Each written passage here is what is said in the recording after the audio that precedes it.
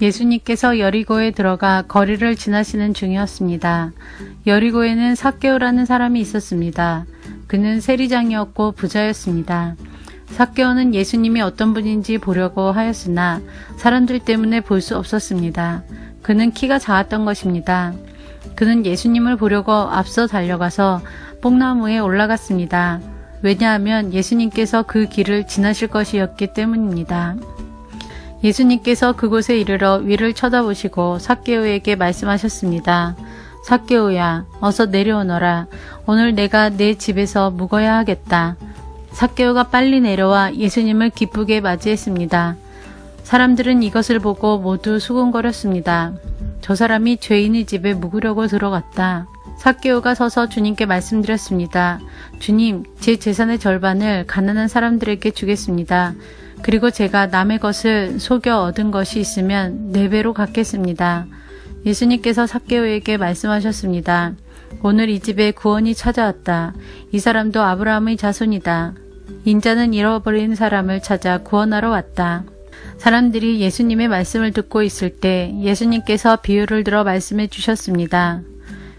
이 비유를 드신 것은 예수님께서 예루살렘에 가까이 오셨으므로 사람들이 곧 하나님 나라가 나타날 것으로 생각하였기 때문입니다. 예수님께서 말씀하셨습니다. 어떤 귀족이 왕위를 받아오려고 먼 나라로 가게 되었다. 그는 10명의 종을 불러 한 문화씩 10문화의 돈을 나누어 주면서 말했다. 내가 돌아올 때까지 장사를 하여라. 그러나 그들은 그를 미워하여 밀사를 뒤따라 보내어 왕위를 줄 사람에게 말을 전하였다. 우리는 이 사람이 우리의 왕이 되는 것을 원하지 않습니다. 그러나 그 귀족은 왕위를 받아가지고 돌아와서 돈을 맡겼던 종들을 불러 장사를 어떻게 했는지 알아보려고 하였다. 첫 번째 종이 와서 말했다. 주인님, 주인님의 한 문화로 10문화를 만들었습니다. 왕이 그에게 말했다. 잘하였다. 착한 종아, 내가 아주 적은 일에 충실하였으니 내게 10마을을 맡기겠다. 두 번째 종도 와서 말했다. 주인님, 주인님의 한 문화로 5문화를 만들었습니다. 왕이 그에게도 말했다. 내게는 5마을을 맡기겠다. 그런데 또 다른 종이 와서 이렇게 말하였다. 주인님, 주인님의 돈을 보십시오.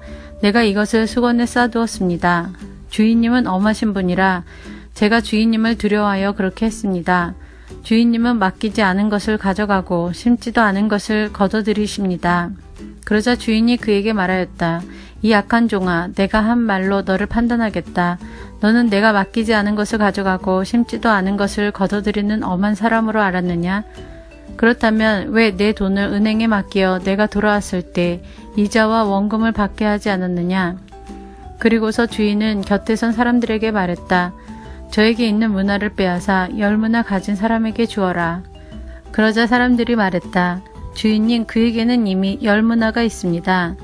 내가 너에게 말한다. 있는 사람은 더 받을 것이고 없는 사람은 있는 것마저 빼앗길 것이다. 내가 왕이 되는 것을 원치 않던 내 원수들을 끌어다가 내 앞에서 죽여라. 예수님께서 이 말씀을 하시고 앞장서서 예루살렘을 향해 올라가셨습니다. 올리브산 근처에 있는 벳바게와 베다니에 이르렀을 때였습니다. 예수님께서 2 제자를 보내셨습니다. 그리고 말씀하셨습니다. 맞은편 마을로 가거라. 그곳에 들어가면 아무도 타보지 않은 나귀 새끼 한 마리가 매여 있는 것을 볼 것이다. 그것을 풀어 이리 끌고 오너라. 만일 누가 왜 나귀를 푸시오? 하고 묻거든 주님께서 필요하시답니다. 라고 말하여라. 보냄을 받은 제자들이 가보니 예수님께서 말씀하신 대로 나귀 새끼를 발견했습니다. 그들이 나귀 새끼를 풀자 주인이 그들에게 물었습니다. 왜 나귀 새끼를 푸시오? 제자들이 대답했습니다. 주님께서 필요하시답니다. 제자들이 나귀를 예수님께 끌고 와서 자기들의 겉옷을 벗어 나귀의 등에 펴고 예수님을 태웠습니다. 예수님께서 가실 때 사람들이 겉옷을 벗어 길에 펼쳤습니다.